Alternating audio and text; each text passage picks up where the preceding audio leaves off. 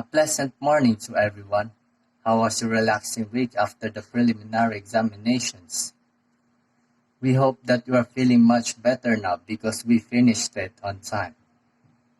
So today, me and my company will be discussing a topic in readings in Philippine history. But before that, we would like to say sorry in advance for the interruptions and background noises during our presentation. So let's start.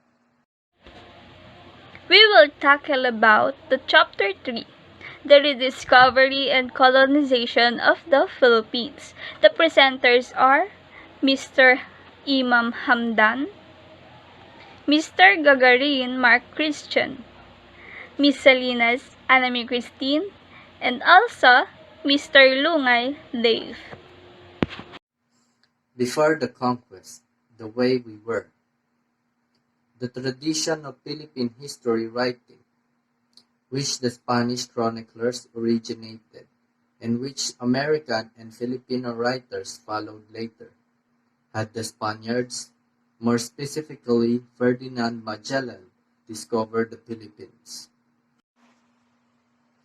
The implication of this is that the archipelago was unknown to all. Archaeological records and narratives written by Chinese officials, including those by Muslim scholars, point to the early relation of the Philippines with the neighboring countries, but purely on the economic aspect. These records are clear proofs of existence of civilization which had an oriental texture as covered in the previous modules. In 1521, Ferdinand Magellan reached our shores. That was the greatest achievement during the age of geographical discoveries and navigation. Ferdinand Magellan, the first European navigator to make our existence known to the world. He was called as discoverer by the Western writers. The West started to sail for Ireland with Ferdinand Magellan on March 1521, followed by other Spanish expeditions.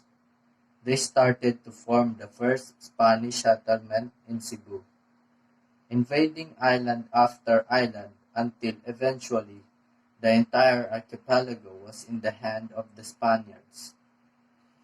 A blood compact was held as a sign of friendship. Father Pedro de Valderrama, who went with Magellan's expedition, celebrated the first Mass at Limawasa seashore on March 31. Easter Sunday, it was the first Mass celebrated in the Philippines. Then a large cross was planted on top of the hill, overlooking the sea. Magellan called this island Archipelago de San Lazaro, because it was Lazarus' day when Magellan found this island.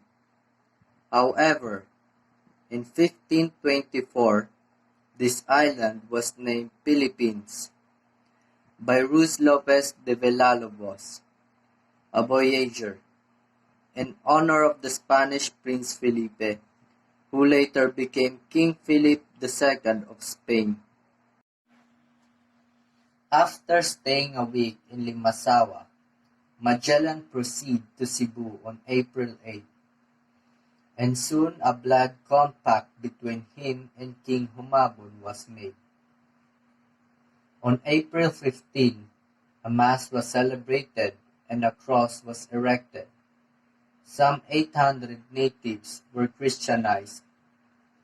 King Humabon was christened as Carlos in honor of King Charles of Spain, and his wife Juana in honor of King Charles' mother. Magellan presented Juana an image of the infant Jesus, or Santo Niño, now the patron saint of Cebu. Death of Ferdinand Magellan, one of the chieftains of neighboring islands of Mactan. Rahasula as Magellan helped to defeat his rival, Rahu Lapu-Lapu. So who is Magellan? Ferdinand Magellan is a Portuguese explorer and he sailed under the flag of Portugal and Spain. Born in 1480, died in April 27, 1521 in Mactan. Lapu-Lapu and his men with spear faced Magellan's men in the battle. Magellan was wounded in leg, so that means Lapu-Lapu's men killed him. Some authors said Ferdinand Magellan killed via poison arrow. So, after Magellan's death, his men fled to their ship and returned to Cebu. In one occasion, while attending a party tendered by Raha Humabon, they were massacred by Cebuano natives because some of them robbed the natives and raped some Cebuanas. So these significant events marked the dominance and supremacy of the Spaniards over Filipinos, blood compact, and the death of Magellan made Filipinos more vulnerable for colonization by the conquistador or conqueror. Additional information, Ferdinand Magellan expedition state the fact that the Earth is not a flat but is a round. Second information, the Pacific is the largest ocean in the Earth. There are several reasons for easy conquest in the Philippines. Number 1, the Filipinos that time of Legazpi arrival. They not united, they constituted different tribes under their respective chieftains. So, meaning Filipino are not united, they also follow the different tribes and their chieftains or datus. Filipino are slaves and divided in groups. Number 2, the Spanish colonizers had a great commander in Legazpi who won the people friendship with his generosity and wisdom. So it means Spaniards had the great command and they influenced others. Many said the Spain is the country had a great competition and claimed discovered regions. Also, there's a effect of it because they taught Filipinos other culture and religion. Number 3, the Filipinos, despite their courage, could not win over the military discipline and superior arms of the Spaniards because Filipinos are not united and Spaniards are more disciplined in the past. Also, Filipinos are more like laborer and slaves in the past. And the last one is, the Filipinos were won over by Spanish missionaries and taught them a better religion by accepting Christianity. In the past events, Filipinos are believed in the existence of number of gods they worship, or called it Babaylan and Diwatas. Spaniards taught them about Christianity and became loyal subject of Spain. Cross did more than the sword to result an easy conquest of the Filipinos. Meaning, the cross are more important than the sword. And we influenced by Spaniards by their religious beliefs. Thank you. My name is Anna Christine de Salinas, so I will discuss about the tribute or dedication to Ferdinand Magellan after his death. Some historians say that his voyage was the greatest maritime expedition because of the following results or effects.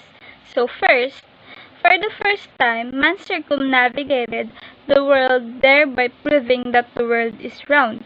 According to the other historians, it was Juan Sebastian Elcano who should be recognized as the first European to circle the world, and not Ferdinand Magellan. So as you can see to this slide, it talks about that the world is round because there are arguments about Ferdinand Magellan and Juan Sebastian Elcano for proving that who is the first European to circle the globe.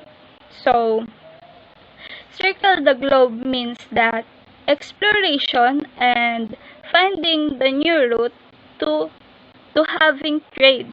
And the other historians said that Juan Sebastian Elcano should be the first navigator of the Philippines because he thinks and plans about the sailing to the surface of water, and we thinks that he is the the mastermind of the expedition. So that, but while Ferdinand Magellan, he only leads or commands the voyage of the expedition, which um helped Elcano to achieve the goal of the expedition. This was the greatest maritime expedition to prove that. Second, Europe became aware or had to come to know of the greatest ocean of all, which is the Pacific Ocean. So, Pacific Ocean, also known as the Sea of Magellan. Magellan is the first sailor to the Pacific Ocean during the expedition, and he witnessed how large or how beneficial does this ocean. So he named it as a Pacific Ocean because during their expedition, they have a disastrous route or experiences. And when they came into that route in the Pacific Ocean, they say that this is the calmest water that they experience of all for the safer journey of them, so that he named Pacific Ocean to the Sea of Magellan. Third, the voyage enhanced geographical knowledge and made Europeans eager to explore and to conquer the Pacific. So, Magellan nurtured the knowledge to the Europeans so that they scrambling the colonization about the Pacific Ocean. They tend to conquer the ocean because it has resources or possibly rich in gold and spices. They want to conquer this because it serves as the fastest route for the spice trade to do in the Philippines. And lastly, it paved the way to Spanish colonization and Christianization of the Philippines. So, to the tribute to Magellan, they colonized the Philippines for having a full and rich in resources or good for spices, so that they propagate the Christianity because they want to spread the Filipinos as a missionaries, and would motivate them to fight against the Spanish sovereign. As you can see, this is Juan Sebastian Elcano. So he is a Spanish and Castilian navigator of Basque, which he is the first circumnavigation of the world or the surface of water. So he is belong to the Spanish expedition to the Spice Islands. So, after the death of Magellan, several Spanish expeditions followed, such as Loaiza expedition. So, Loaiza expedition commanded by Garcia Joffre de Loaiza. Next, Cabot expedition. So, Cabot expedition leads by John Cabot. So, Saavedra expedition. Saavedra expedition is commissioned by Alvaro de Saavedra Cerón. This expedition is the searching mission to the Loaiza expedition. Villalobos expedition, set sail by Ruy Lopez de Villalobos. Next, and lastly, Legazpi expedition was led by Martin de Goiti. So all of the expedition is for the permanent Spanish settlement in the Philippines. All of this became possible because of the spectacular change during the Renaissance, or the rebirth of new ideas in Europe, which shaped the course history. So during the Renaissance, the effects or the results are giving impact to the history of Europe. Then it came that it results to spectacular change to reshape the history and the opening of the world to European shipping. They have a knowledge on how they will trade or how will they ship their product to communicate to the other country. The Treaty of Tordesillas was signed as an agreement between Spain and Portugal. The treaty aimed to eliminate confusion between Spain and Portugal on the claim of the land in the New World propelled by the principle of divide and rule. So, as we read, this Treaty of Tordesillas was claiming that the Spain and the Portugal was leading as one, so that they are sharing their histories, their products, and on how they trade for the agreement and propelling by the principle of divide and rule. So divide and rule is having some rule that they will lead as one or lead by each other. So they are sharing their their democracy on each other, like that. Moreover, there were other major factors that contributed to the colonization of the West to the East. The first one is the development of navigation. King Henry VII is the King of England and Lord of Ireland from his seizure of the crown on 22nd of August 1485 until his death in 1509. He was the first monarch of the House of Tudor. He initiated the creation of the School of Navigation. Historians called him as the father of navigation. Navigation is determining the position of a ship, plane, or other vehicle and guiding it to a specific direction. Through the navigation, they are able to get from one place to another without getting lost or for remembering which way to go. In that way, the navigation contributed to the colonization of the West to the East. The second one is the Crusades. The Crusades is a series of religious wars between Christians and Muslims, started primarily to secure control of holy sites considered sacred by both groups. The Crusades led to exploration by Europeans in that they encouraged the development of trade between East and West. This led to a dramatic increase in international trade as well as further global exploration by Westerners.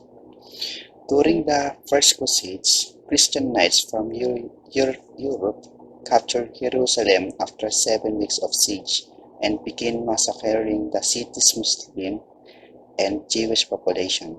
The Holy War of Christians gained back Jerusalem from Muslims gave way to the meeting of the East and West. The third one is the Silk Road. The Silk Road was an ancient trade route that linked the Western world with the Middle East and Asia. It was established by China's Han Dynasty through territorial expansion. The road was named Silk Road largely because of the silk trade with China. In addition, The Silk Road was the major conduit for trade between the Roman Empire and China, and later between the medieval European kingdoms and China.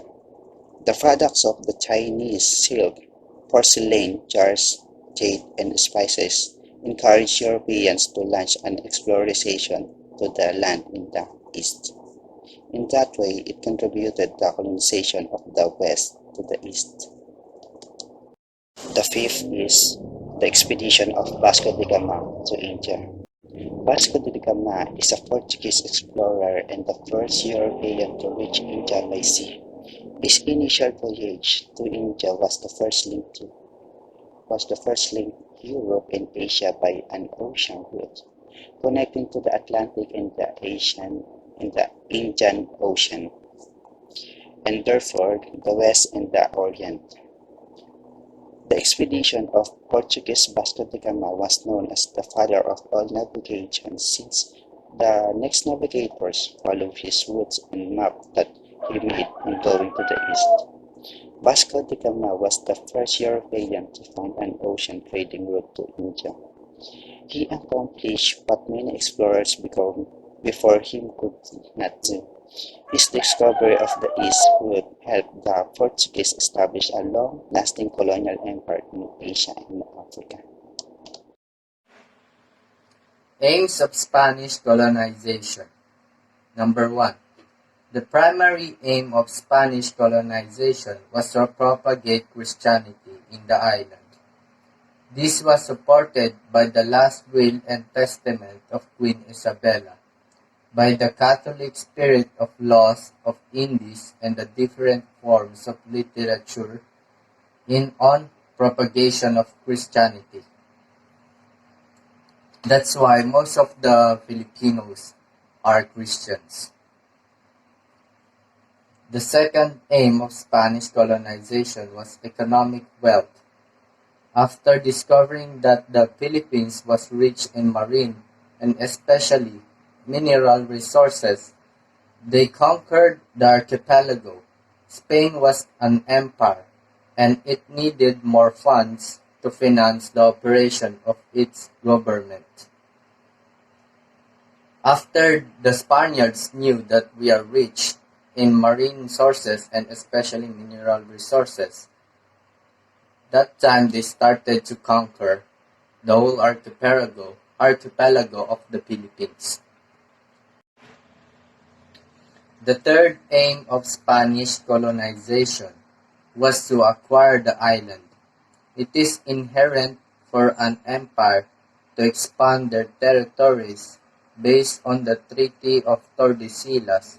All lands going west would belong to Spain. Of course, if you own an empire, you would lovely to make it bigger or to expand it more and more. Lastly, to acquire species used in preserving food which were expensive during that time.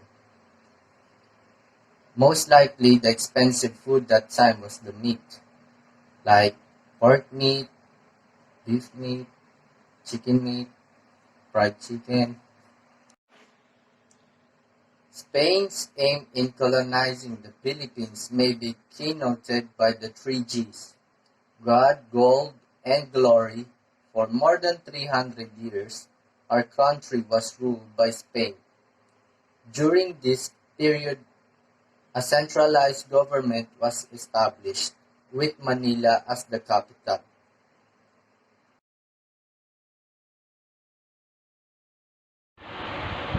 Thank you for listening. Goodbye.